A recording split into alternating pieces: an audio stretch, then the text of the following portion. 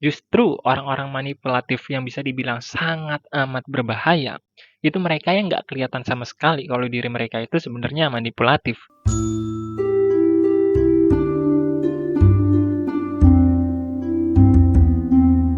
Beberapa dari kalian mungkin masih ingat ya sama kasus ini. Sebenarnya gue sempat bertanya-tanya, gimana bisa cara orang tersebut ngambil sesuatu atau mendapatkan sesuatu yang dirinya inginkan dengan keterbatasan yang bisa dibilang dirinya punya gitu. Dan ternyata cara yang dia pakai sebenarnya cukup klasik bagi seorang laki-laki ya khususnya, yakni bersikap manipulatif. Kenapa gue bilang cukup klasik?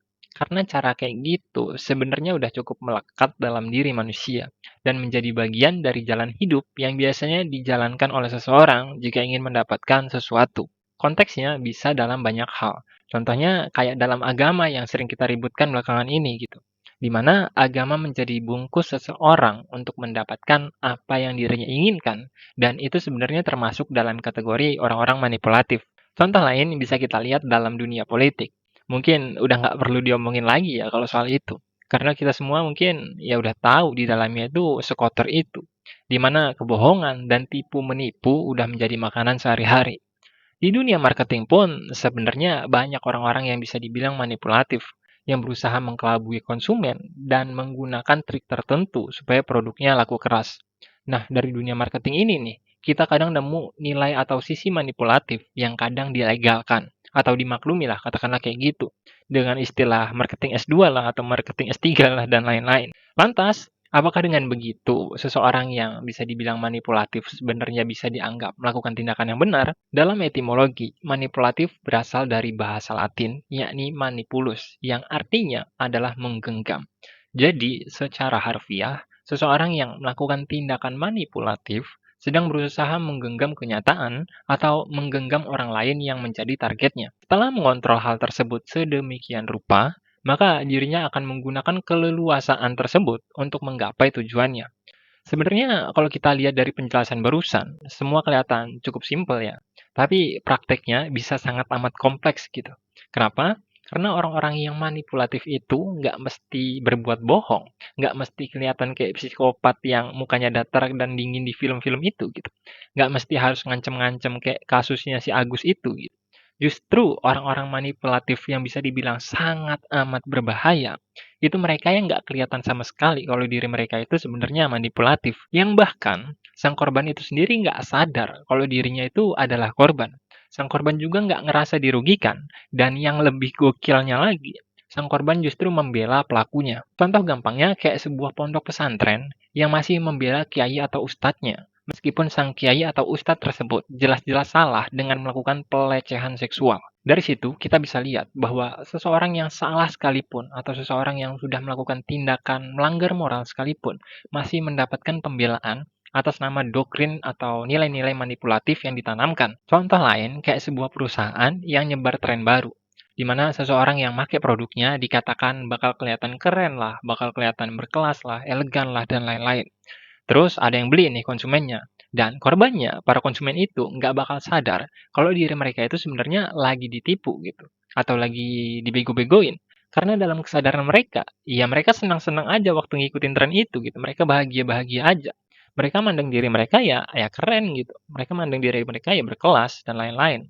Padahal anggapan tersebut hanyalah sebuah ide yang ditanamkan sama perusahaan itu sendiri untuk memperlaris produknya. Sebenarnya masih banyak contoh lain, tapi ya kurang lebih gambaran kasarnya kayak gitu.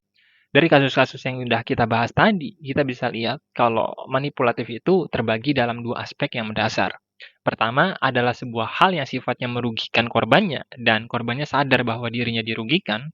Yang kedua adalah ketika tindakan manipulatif tersebut sifatnya merugikan, tapi orangnya nggak sadar kalau dirinya dirugikan gitu. Kalau yang pertama mungkin kita gampang nilainya ya. Ketika korbannya sadar bahwa dirinya dirugikan, ya kita tinggal berusaha membela korban itu.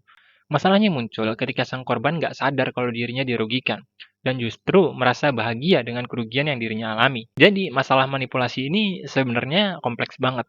Apalagi kalau kita masuk ke tahap yang lebih di luar nalar gitu, yakni rekayasa sosial atau penggiringan opini publik dan lain-lain. Dan ya sebenarnya bisa aja sepanjang hidup kita saat ini, kita udah menjadi korban dari hal itu, tapi kita nggak sadar, atau bahkan kita bahagia dengan hal itu. Jadi, gimana cara terhindar dari semua itu? Gimana cara kita supaya nggak jadi korban dari orang-orang yang bisa dibilang manipulatif? Well, yang paling penting dan krusial, ya jangan polos-polos amat jadi manusia. Kalau ada orang yang deket sama kita, apalagi orang itu bisa dibilang orang baru dalam hidup kita, ya kita harus berani nyari tahu gitu. Cara orang tersebut mandang diri kita itu kayak gimana?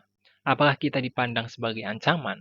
Apakah kita dipandang sebagai kawan? Atau kita dipandang sebagai korban gitu? Dengan kata lain, kita mempertanyakan kenapa orang itu mau kenal sama kita. Apa yang dia lihat dari diri kita? Apa untungnya buat dia kalau deket sama kita gitu.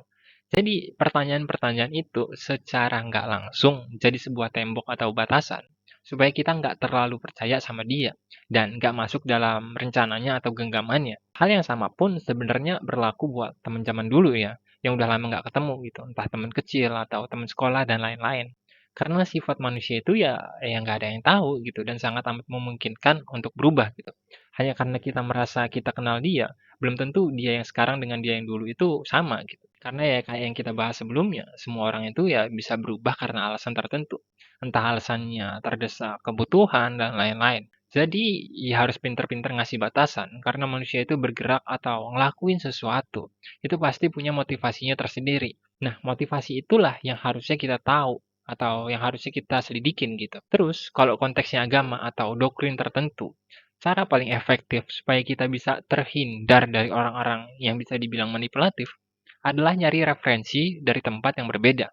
Artinya, jangan terlalu terpaku atau menelan mentah-mentah perintah atau rayuan yang sering mengatasnamakan agama. Contohnya kayak disuruh sesuatu gitu, nanti ditakut-takutin masuk neraka. Atau diiming-imingin sesuatu, nanti masuk surga gitu. Semua itu ya bisa dibilang bullshit. Apalagi kalau konteksnya masih kepentingan dunia.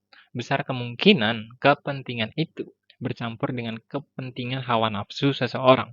Jadi ya belajarlah buat lihat dari sudut pandang yang lebih luas. Dan nanya sama guru yang berbeda lah, katakanlah kayak gitu. Atau coba nyari tahu sendiri jawabannya dengan mengkaji masalahnya. Nah, terakhir, mungkin ini yang paling rumit dan bisa dibilang paling kompleks ya. Karena kita bakal nemu seseorang atau korban manipulatif lah, katakanlah kayak gitu. Yang justru bisa dibilang bahagia dan bangga saat dirinya sedang menjadi korban. Masalahnya, apakah kita harus menyadarkan diri dia gitu? Sedangkan kalau dirinya sadar, mungkin aja kebahagiaan atau kesenangannya tiba-tiba lenyap atau hilang gitu. Jadi, kita secara nggak langsung sudah merenggut kebahagiaan orang itu. Coba kalian jawab di kolom komentar. Kira-kira, apa jalan keluar dari masalah itu?